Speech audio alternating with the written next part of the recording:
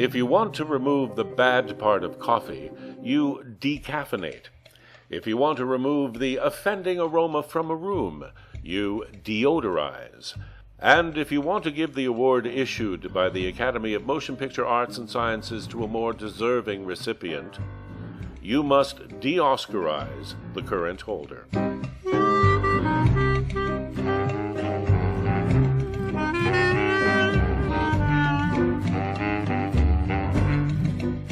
DeOscarize.com is based on the proposition that every once in a while, the members of the Academy of Motion Picture Arts and Sciences get it wrong, when the wrong person or the wrong picture gets the award and the right person doesn't, and thus the right person loses the immortality an Academy Award can give to a movie or to a movie star. Such an opportunity was unfairly denied Barbara Stanwyck, who received only 4 competitive nominations during her career, all for a Best Actress Academy Award, and she won not one, none, nada. Her nominations came in the 1930s and 1940s, which was an era whereby the film industry was compelled by the Motion Picture Production Code to refuse to award portrayals of characters steeped in moral turpitude. Actors who played gangsters would never get an award, wouldn't even get nominated. Ask James Cagney. Morning, gentlemen. Nice day for murder. Actresses who played prostitutes, murderesses, or who loved the wrong race would not be considered. Barbara Stanwyck excelled at just these roles. What chance has a woman got? More chance than men. A woman, young, beautiful like you, can get anything she wants in the world because you have power over men. Exploit yourself. Go to some big city where you will find opportunities. Use men. Be strong. Use men to get the things you want. Of course, if Fuzzy Wuzzy really wants to give me something, he could put a few more pennies in my bank account. My dear, ask me something difficult. 1941 was a banner year for Barbara Stanwyck, with Academy-caliber performances in The Lady Eve by Preston Sturges. However, in that film, she plays a gambler and a con artist. Whoops, moral turpitude.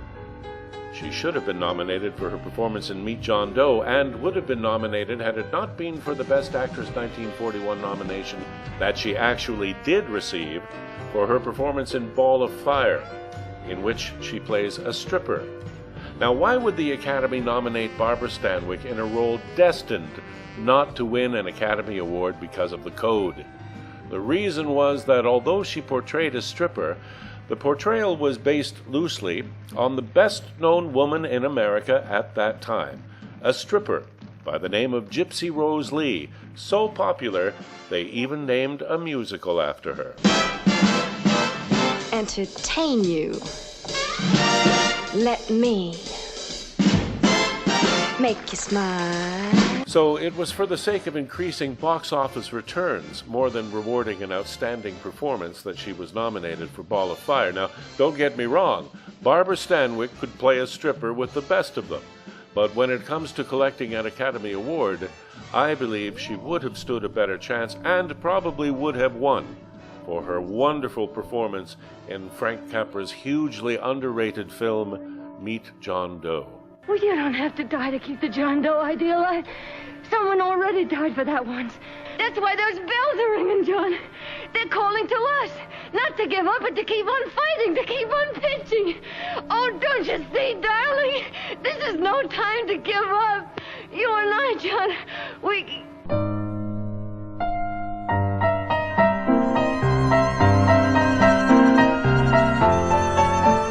She should have won a second Best Actress award in 1944 for her performance in Billy Wilder's Double Indemnity.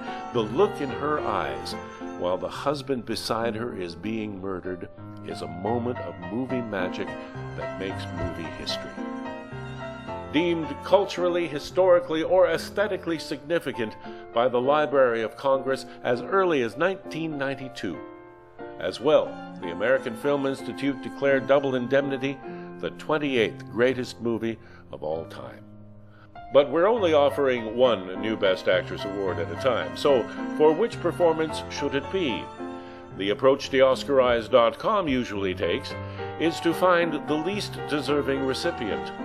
In this case of 1941 or 1944, the choices are between Joan Fontaine, who won for her performance in Suspicion, but really won for her performance the previous year in Rebecca.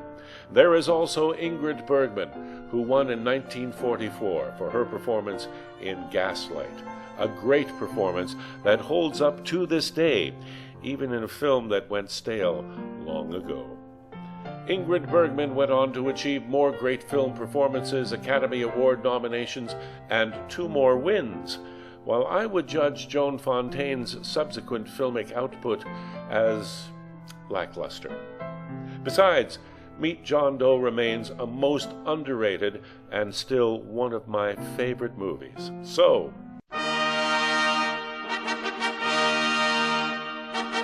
come to DeOscarize.com to support or oppose my decision to de-Oscarize Joan Fontaine for her performance in Suspicion, and make Barbara Stanwyck the new Best Actress of 1941 for her performance in Meet John Doe, and also in full recognition of a body of work that surpasses most other actresses of her era, from the early 1930s to the early 1960s.